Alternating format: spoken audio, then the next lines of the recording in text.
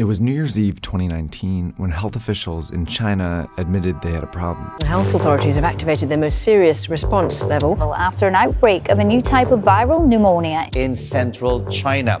A rapidly growing number of people were developing a dry cough and fever before getting pneumonia.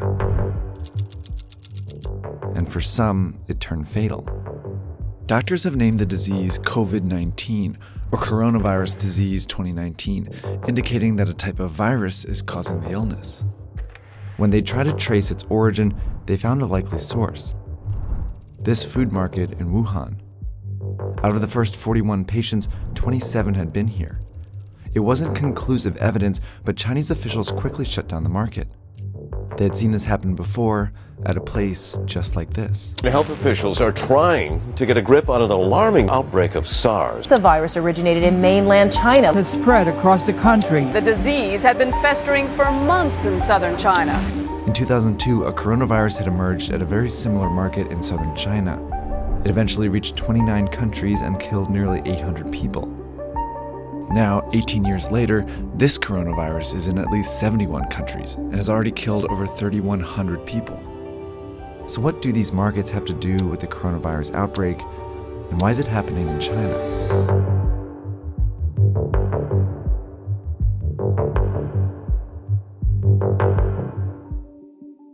A lot of the viruses that make us sick actually originate in animals. Some of the viruses that cause the flu come from birds and pigs. HIV/AIDS comes from chimpanzees. The deadly Ebola virus likely originates in bats. And in the case of the 2019 coronavirus, there's some evidence it went from a bat to a pangolin before infecting a human. While viruses are very good at jumping between species, it's rare for a deadly one to make this journey all the way to humans. That's because it would need all these hosts to encounter each other at some point. That's where the Wuhan market comes in. It's a wet market. A kind of place where live animals are slaughtered and sold for consumption. It was not a surprise at all, and I think that it was not a surprise to many scientists.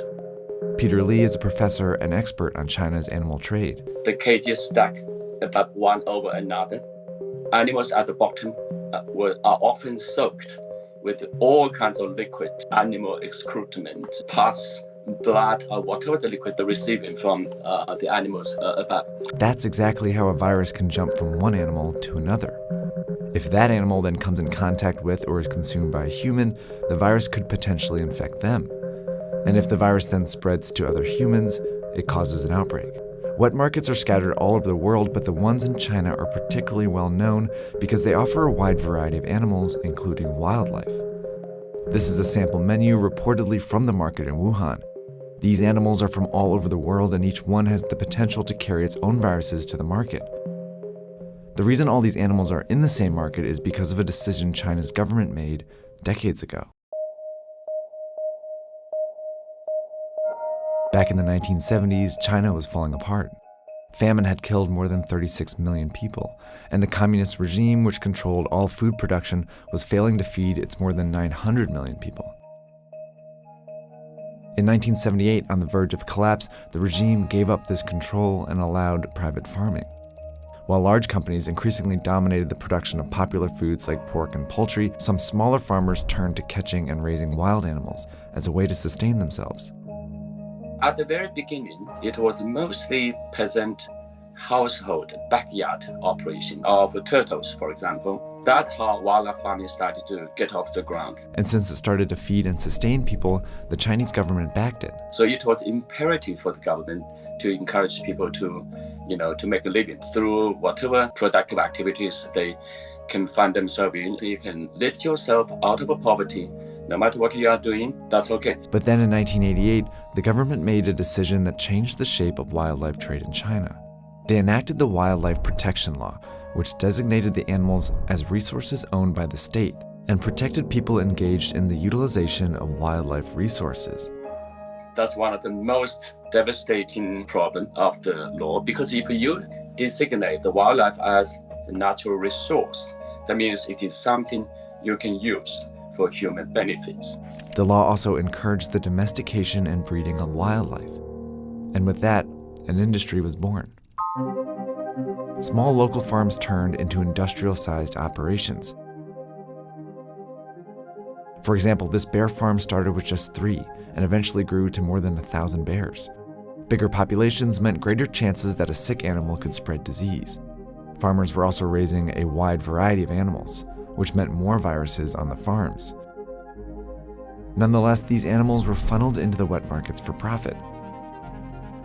While this legal wildlife farming industry started booming, it simultaneously provided cover for an illegal wildlife industry. Endangered animals like tigers, rhinoceroses, and pangolins were trafficked into China. By the early 2000s, these markets were teeming with wild animals when the inevitable happened. The latest on the deadly SARS virus, the worldwide death toll up again today. China has reported more than 1,400 cases of infection nationwide. It is what health officials have feared all along. In 2003, the SARS outbreak was traced to a wet market here in southern China. Scientists found traces of the virus in farmed civet cats. Chinese officials quickly shut down the markets and banned wildlife farming.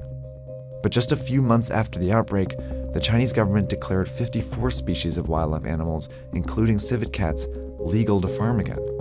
By 2004, the wildlife farming industry was worth an estimated 100 billion yuan, and it exerted significant influence over the Chinese government. Wildlife farming industry was tiny in China's gigantic GDP, but the industry has enormous lobbying capability. It's because of this influence that the Chinese government has allowed these markets to grow over the years. In 2016, for example, the government sanctioned the farming of some endangered species like tigers and pangolins. By 2018, the wildlife industry had grown to 148 billion yuan and had developed clever marketing tactics to keep the markets around. The industry has been promoting these wildlife animals as, tonic products, as, bodybuilding, as sex enhancing, and of course as disease fighting. None of the claims can hold water. Yet these products became popular with an influential portion of China's population. The majority of the people in China do not eat wildlife animals. Those people who consume these wildlife animals are the rich and the powerful, a small minority. It's this minority that the Chinese government chose to favor over the safety of the rest of its population. These parochial commercial interests of small number of wildlife eaters are hijacking China's national interest. Soon after the coronavirus outbreak, the Chinese government shut down thousands of wet markets and temporarily banned wildlife trade again. Organizations around the world have been urging China to make the ban permanent. Chinese social media, in particular, has been flooded with petitions to ban it for good this time. In response, China is reportedly amending the wildlife protection law that encouraged wildlife farming decades ago. But unless these actions lead to a permanent ban on wildlife farming, outbreaks like this one are bound to happen again.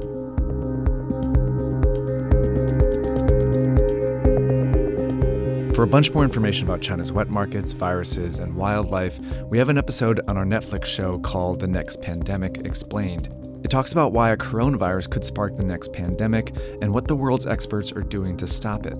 That's on our Netflix show Explained. Check it out.